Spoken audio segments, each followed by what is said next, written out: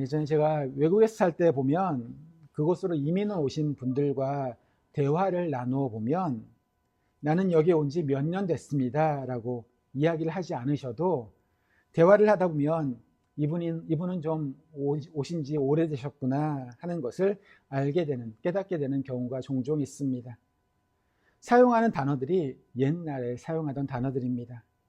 예를 들면 어떤 분들은 변소라는 그런 단어를 사용하십니다. 변소라는 말을 사용하시는 분은 대개 이민 오신 지 3, 40년 이상 되신 분들입니다. 왜냐하면 요즘에는 그런 단어를 잘 사용하지 않기 때문입니다. 아파트가 많아지고 변소가 집 안으로 들어오면서 화장실이라는 말을 사용을 합니다. 그런 말을 들을 때마다 옛날 제가 어릴 때 기억이 났습니다. 사실 어렸을 때 저에게 변소는 두려운 곳이었습니다. 꼬마 때 밤에 잠을 자다가 화장실을 가고 싶으면 화장실이 보통 잠을 자는 곳과 그 건물과 떨어져서 멀리 있지 않았습니까? 그래서 자고 있는 형을 깨워서 같이 가자고 하기도 하고, 때로 추운 겨울에는 자다가 화장실에 왔는데 형이 계속해서 밖에 있는가 싶어서 형 거기 있어 라고 불러보기도 하고, 여러분들도 대부분 그런 비슷한 기억이 있으실 것입니다. 이게 아이 때의 문제인데 사실은 지금 우리의 문제와도 비슷합니다. 하나님께서 계시다고, 살아서 우리와 함께 계신다고 그러는데 이건 하나님께서 그냥 해주시면 좋겠는데 안 해주시고, 컴컴한데, 무섭고 너무너무 두려운데 나한테 들어가라고 말씀을 하실 때가 있습니다. 그래서 사실 이 두려움의 문제는 특별히 나약하고 겁이 많은 사람이 아니라 모든 사람들, 어른과 아이, 그리고 초신자와 신앙이 상당한 수준에 도달한 사람들까지 다 포함해서 모든 사람들에게 참으로 힘겨운 문제입니다. 우리는 종종 두려움에 사로잡힙니다. 삶이 위축되기도 합니다. 성경에 이런 인물이 나옵니다. 성경 전체를 통틀어서 가장 용감한 사람, 가장 멋진 모습을 보여주는 사람 하면 여러분 누가 떠오르십니까? 아마도 다윗을 생각하실 것입니다. 우리는 그렇게 기억을 합니다. 초등학교 때부터 배워온 이야기, 조약돌 몇 개를 들고 거인 앞에서 맞섰던 소년. 저는 이 장면을 생각할 때마다 어디에서 그러한 용기가 나왔을까 참으로 궁금합니다. 조약돌을 들고 나가 싸워 골리앗을 이겼다는 것은 사실 별것 아닐 수도 있습니다. 하나님께서 함께 하시면 누구든지 이길 수 있습니다. 중요한 것은 그 자리에 섰다는 것입니다. 여러분, 생각만 해도 다리가 후들후들 떨리지 않았겠습니까? 자기 형들, 나라의 온갖 유명한 장수들도 감히 나서지 못하는 그 자리에 어린 소년이 나가서 선 것입니다. 정말로 특별한 용기의 사람입니다. 그런데 바로 그 다윗도 내면에 참으로 자주 두려움에 벌벌 떠는 겁쟁이의 모습이 있었다는 것입니다. 사람들이 모두 다 영웅호걸이라고 그렇게 이야기를 해도 내면에는 그 고독한 겁쟁이의 목소리가 있었다는 것입니다. 여러분, 시편을 읽어보시면 너무나도 적나라하게 그 모습이 나오고 있습니다. 한 예가 시편 55편입니다. 시편 55편 1절부터 6절은 이렇게 시인의 마음을 이야기하고 있습니다. 우리 시편 55편 1절부터 6절까지 말씀 함께 보시겠습니다. 프린트물에 있습니다. 함께 보십니다. 하나님이여, 내 기도에 귀를 기울이시고 내가 간구할 때 숨지 마소서. 내게 굽히사 응답하소서. 내가 근심으로 편하지 못하여 탄식하오니 이는 원수의 소리와 노하여 나를 핍박하나이다. 내 마음이 내 속에서 심히 아파하며 사망의 위험이 내게 이르렀도다. 두려움과 떨림이 내게 이르고 공포가 나를 덮었도다. 나는 말하기를 만일 내게 비둘기같이 날개가 있다면 날아가서 편히 쉬리로다. 모든 것 다 그냥 다 내려놓고 비둘기처럼 그냥 어디론가 도망가서 숨고 싶은, 그만큼 내 눈앞에 닥친 기가 막힌 현실이 너무너무 무서운 것입니다. 많은 학자들이 이 상황은 아들 압살롬의 반역을 맞은 다윗의 고백이라고 봅니다. 그렇다면 이러한 상황입니다. 아들이 아버지를 죽이려고 반란을 일으켰습니다. 군사들을 몰고서 밀물처럼 몰려옵니다. 그 소식을 들었는데 다른 방법이 전혀 없습니다. 그래서 일단 도망가는 것입니다. 일단 도망은 갔는데 이제 어떻게 할 것인가 생각을 하는 겁니다. 두 가지의 옵션이 있습니다. 하나는 지금이라도 군사를 일으켜서 이에 대항을 하는 것입니다. 또 하나는 비둘기처럼 광야로 혼자 나는 모르겠다 하고 가버리는 것입니다. 둘 다를 생각하면서 마음이 왔다 갔다 합니다. 둘 다를 생각을 해보지만 둘 중 어느 것 하나 쉽지가 않습니다. 지금 군사를 일으킨다 해도 압살롬이 밀물처럼 온 나라를 다 들쑤셔 놓아서 사람들이 다윗을 손가락질하고 있기 때문에 이 상황을 뒤집는 것은 결코 쉽지 않은 일입니다. 객관적으로 볼 때 성공할 수 있는 확률이 굉장히 낮습니다. 그러면 실패를 하면 어떻게 될까? 자신에게 충성했던 사람들이 잔인하게 죽어나가는 모습, 자기도 수치를 당하는 그런 모습들이 상상이 되지 않겠습니까? 그러니까 두려움과 떨림이 엄습해 오는 것입니다. 다윗이 그러한 생각에 완전히 압도가 되는 것입니다. 내가 이걸 해야 하는데 잘못되면 어떻게 할까? 도망가는 것도 마찬가지입니다. 내가 없는 그 자리에서 세상이 나에 대해서 뭐라고 그럴까? 사람들 입에서 어떠한 이야기들이 나올까? 그렇게 상상을 하다 보니까 그 상상을 타고서 두려움이 나를 압도해 오는 것입니다. 두려움이라는 것은 사실 인간만 갖는 것은 아닙니다. 모든 동물들이 다 두려움을 가지고 있습니다. 그리고 이 두려움 자체는 우리에게 꼭 필요한 것입니다. 모든 동물의 생존을 위해서는 두려움이 꼭 있어야 합니다. 토끼가 사나운 짐승 소리 비슷한 것을 들으면 긴장하는 그러한 두려움이 있어야 자기를 보호할 수 있게 됩니다. 아이들도 두려움이 발달되어야 정상적으로 크는 것이지 겁이 없이 다니면 큰일 나게 됩니다. 여러분 그렇지 않습니까? 두려움 자체는 좋은 것이고 꼭 필요한 것입니다. 두려움은 우리에게 있어서 가장 기본적인 본능입니다. 문제는 두려움이라는 것이 인간에게는 특별히 문제가 된다는 것입니다. 다른 동물들은 두려움 때문에 삶이 파괴되는 정도가 훨씬 약합니다. 물론 동물들도 두려움을 오해하는 경우가 있습니다.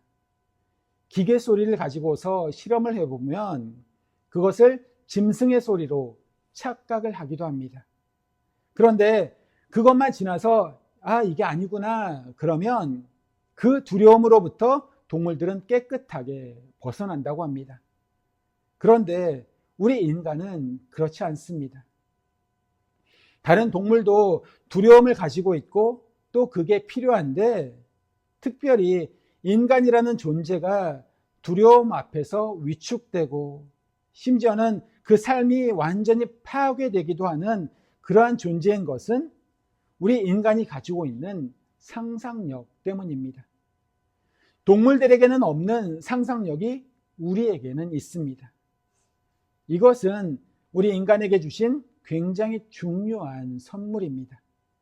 그런데 이 상상력이 우리를 두려움의 희생물로 만들기도 합니다. 작가 해밍웨이가 이러한 말을 했습니다. 겁을 먹는 것과 까닭 없이 불안해하는 두려움은 확실히 구별되는 것이지만, 그러나 대부분은 단지 상상력의 기능을 한때 중단시키는 능력의 결여로 보면 된다. 대문호다운 노벨상을 받은 사람다운 통찰입니다. 상상력이 우리 인간에게 중요한 것입니다.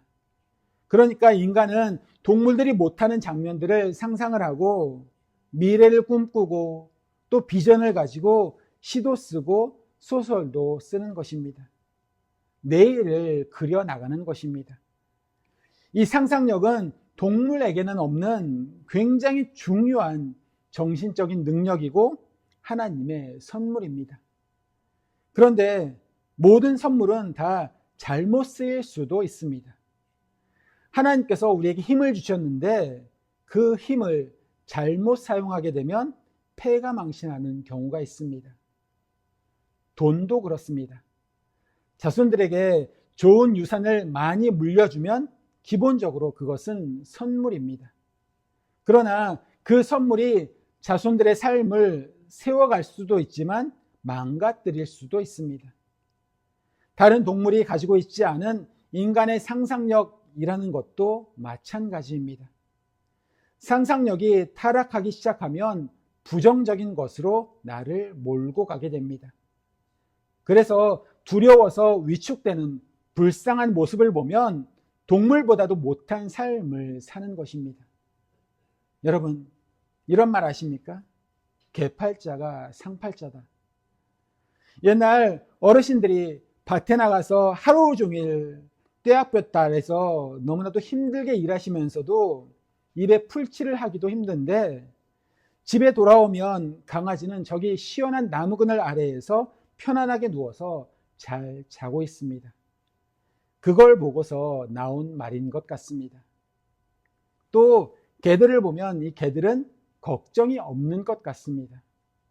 내가 너무 걱정이 많다 보니 어떤 면에서 보면 우리는 개보다 못한 삶을 살고 있는 것 같습니다. 좋은 차를 타고 좋은 옷을 입어도 동물들이 하지 않는 걱정에 눌리고 두려움에 눌린 삶을 살아야 되니까 그런 것입니다. 해밍웨이의 말은 그렇습니다. 그 상상력이 부정적으로 계속해서 흘러가는 것만 TV나 라디오를 끄듯이 끌 수만 있다면 두려움에서 해방될 수 있을 것이다 라는 그러한 이야기입니다. 맞는 말입니다. 그런데 그걸 어떻게 끄느냐 하는 것입니다. 끌 줄을 모르는 것입니다. 부정적인 상상력이 계속 이어지면 끄면 되는데 끌 줄을 모르는 것입니다. 그래서 해밍웨이도 자살했습니다. 한 사람을 자살까지 몰고 간 그 생각이 무엇인지는 모르겠지만 자기도 실패한 것입니다. 부정적인 상상력을 끄기만 하면 되는데 그냥 내려놓으면 되는데 그게 잘 안 되더라는 것입니다. 이게 바로 우리 인간의 문제입니다. 성경은 여기에 대해서 뭐라고 말하고 있습니까? 오늘 본문 요한일서 4장 18절 19절 말씀입니다. 우리 다시 한번 함께 읽어보겠습니다. 함께 읽습니다. 사랑 안에 두려움이 없고 온전한 사랑이 두려움을 내쫓나니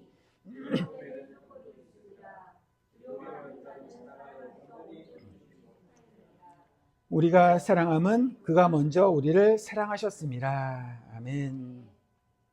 이 말씀이 바로 두려움에 대한 너무나도 명확한 교훈입니다. 두려움 자체를 내쫓아야 된다, 두려워하지 말아야 된다 하는 모든 인간적인 노력들은 결국 실패하게 되어 있습니다. 그러면 뭐가 두려움을 내쫓는다고 말하고 있습니까? 사랑이 두려움을 내쫓는다는 것입니다. 여러분, 컵에 물이 담겨져 있는데 그걸 빈 컵이라고 한번 생각을 해 보십시오. 이게 빈 컵이다. 그런데 정말로 빈 컵입니까? 아닙니다. 빈 컵 안에도 공기가 담겨 있습니다. 그 공기를 어떻게 빼겠습니까? 공기가 가득 찬 빈 컵에 공기를 빼는 것은 굉장히 힘든 일입니다. 그런데 의외로 간단한 방법이 있습니다. 그게 뭡니까? 물을 부으면 그 안에 있는 공기는 빠져나가게 되어 있습니다. 이 컵을 비우려고 노력을 하는 것이 아니라 하나님으로 채우라는 것입니다. 그래서 우리의 관심이 나 자신에서 하나님으로 이동하기만 한다면 거기에서부터 모든 문제가 해결되기 시작합니다. 다윗이 그랬습니다. 소년 다윗이 어떻게 골리앗이라고 하는 장수 앞에 나설 수 있었습니까? 사무엘상 17장 45절은 이렇게 이야기하고 있습니다. 우리 함께 보시겠습니다. 사무엘상 17장 45절입니다. 다윗이 블레셋 사람에게 이르되 너는 칼과 창과 단창으로 내게 나아오거니와 나는 만군의 여호와의 이름 곧 내가 모욕하는 이스라엘 군대의 하나님의 이름으로 내게 나아가노라. 아멘. 여러분, 다윗이 왜 나갔습니까?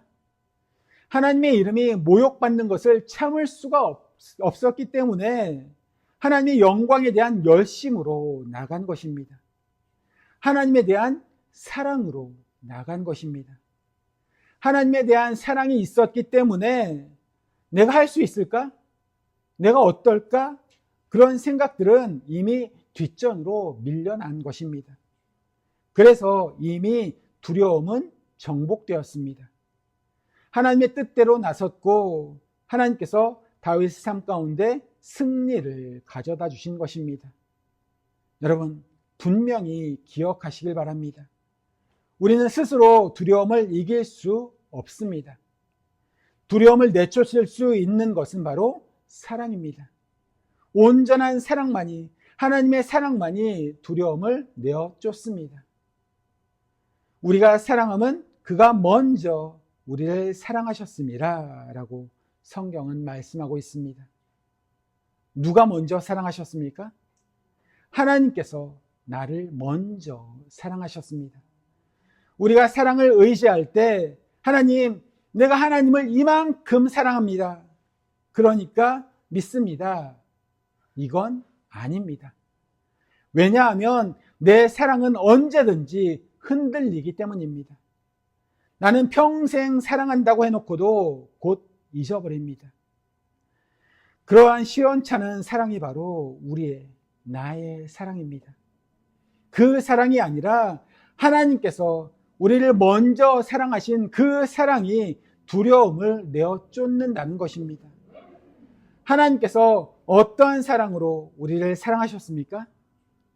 고린도전서 1장 18절부터 24절은 이렇게 말씀하고 있습니다. 십자가의 도가 멸망하는 자들에게는 미련한 것이요 구원을 받는 우리에게는 하나님의 능력이라.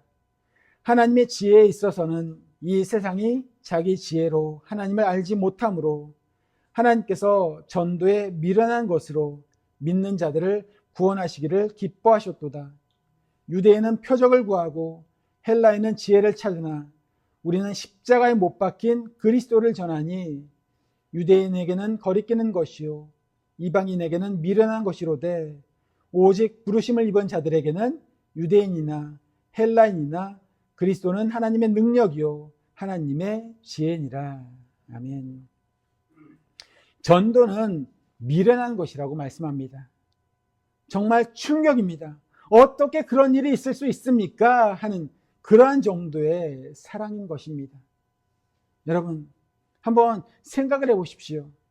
저와 여러분 같은, 우리 같은 이런 정말 가치 없는 죄인을 위해서 하나님의 아들이, 죄 없으신 예수님께서 죽으셔야만 했는가? 그만큼 미련한 것이 어디에 있습니까? 그만큼 무모한 게 여러분 어디에 있습니까? 그만큼 파격적인 게 세상 어디에 있습니까? 도저히 믿기 힘든 이야기 아닙니까? 그런데 여러분, 이게 믿어지는 것, 이 아버지의 사랑이 나를 향한 사랑이라는 그 사실이 믿어지는 것, 그것이 바로 우리가 받을 수 있는 최고의 선물입니다. 그래서 믿음은 은사인 것입니다. 믿음은 하나님의 선물입니다. 로마서 8장 15절은 이렇게 말씀합니다. 우리 로마서 8장 15절 말씀 함께 보십니다. 너희는 다시 무서워하는 종의 영을 받지 아니하고 양자의 영을 받았으므로 우리가 아빠 아버지라고 부르짖느니라. 아멘. 무슨 말입니까? 믿음은 성령이 우리의 마음 가운데 들어오셔서 우리의 마음 가운데 영이 있는데 그 영과 함께 대화를 하면서 내 영이 하나님이 나의 아버지이십니다. 십자가가 나를 위한 것입니다. 그것이 믿어지도록 우리의 마음 가운데 만들어 가신다는 것입니다. 그것이 바로 성령의 은사이고 믿음의 은사입니다. 그것이 없으면 모든 사람들은 다 종입니다. 여러분, 종의 영의 특징은 무엇입니까? 무서워하는 것이 종의 영이라고 했습니다. 사랑하는 성도 여러분, 이 세상 모든 사람들은 다 두려움 가운데 살아갑니다. 나는 괜찮아 그러면서 아무리 큰 소리를 쳐도 그 내면 깊은 곳을 보면 다 두려움이 있습니다. 무엇이 두렵습니까? 많은 두려움들이 있지만 결국에는 죽음입니다. 죽음만큼 인간을 두렵게 만드는 것이 없습니다. 누구나 다 그 길을 가야만 합니다. 그런데 사실은 죽음 그 자체가 두려운 것이 아니라 형벌이 두려운 것입니다. 심판이 두려운 것입니다. 천국 문 앞에서 나의 존재가 거부당하는 것이 두려운 것입니다. 하나님 앞에서 너는 아니야 라고 거절당하는 것이 두려운 것입니다. 사랑받지 못하는 것이 두려운 것입니다. 그게 구원받지 못하는 것입니다. 그게 심판이고 진짜 죽음입니다. 그래서 사람들 마음 가운데 아무리 잘난 척을 많이 하고 떠들어도 그 마음 가운데에는 두려움이 있는 것입니다. 그것이 종의 영이라고 성경은 말씀합니다. 반대로 하나님의 자녀된 사람들은 어떻습니까? 여러분, 우리도 역시 이 세상 가운데서 염려할 것들이 참으로 많이 있습니다. 이 세상에서 두려워할 만한 상황들을 시시때때로 만나게 됩니다. 그러나 최소한 하나님의 자녀들은 죽음은 염려하지 않습니다. 왜 그렇습니까? 죽으면 바로 그 순간 우리 주님, 우리 아버지의 품에 안기게 될 것이기 때문입니다. 우리는 죽음은 염려하지 않습니다.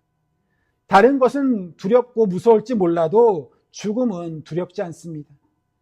그러니까 내가 모든 사람들이 다 가장 두려워하는 그 죽음도 나를 어찌하지 못한다면 다른 그 무엇이 무섭겠습니까? 다른 무엇이 두렵겠습니까? 인간의 모든 염려와 두려움에는 죽음의 그림자가 드리워져 있습니다. 그것을 치우면 별것 아니라는 것을 깨닫게 될 것입니다. 이것을 안 사람들이 이러한 찬송도 지었던 것 같습니다. 주 안에 있는 나에게 딴 근심 있으랴. 이 고백이 우리 모두의 고백되기를 주님의 이름으로 축원합니다. 히브리서 13장 6절 말씀입니다. 우리 13장 6절 말씀 함께 보시겠습니다. 주는 나를 돕는 이시니 내가 무서워하지 아니하겠노라. 사람이 내게 어찌하리요. 아멘. 모든 것이 다 하나님의 주권 아래에 있습니다. 그것이 바로 사랑이 두려움을 내어 쫓는다는 것입니다.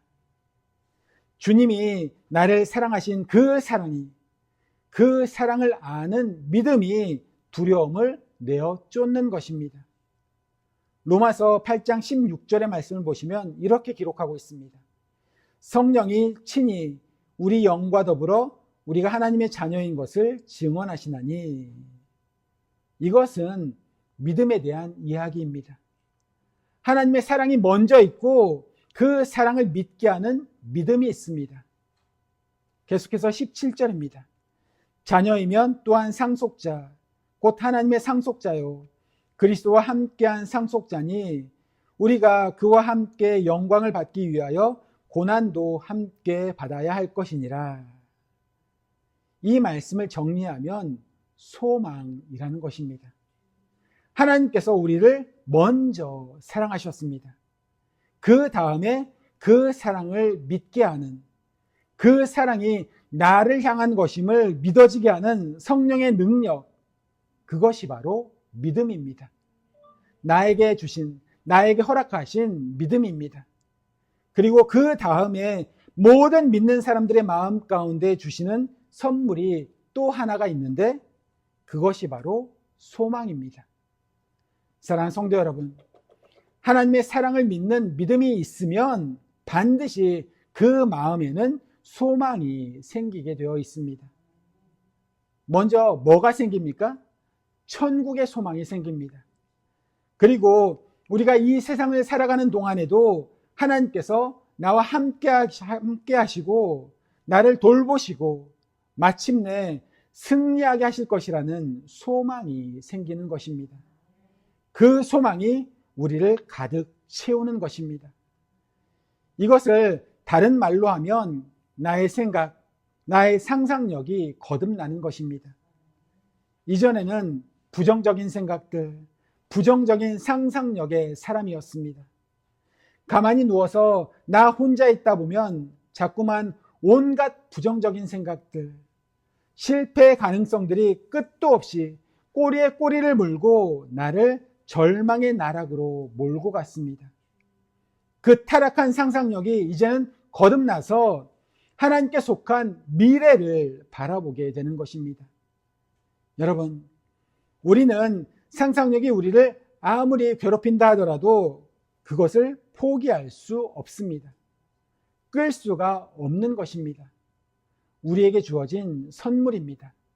그 상상력이 그대로 유지되면서 하나님의 미래를 꿈꾸는 사람으로 변화되는 그것이 바로 비전입니다.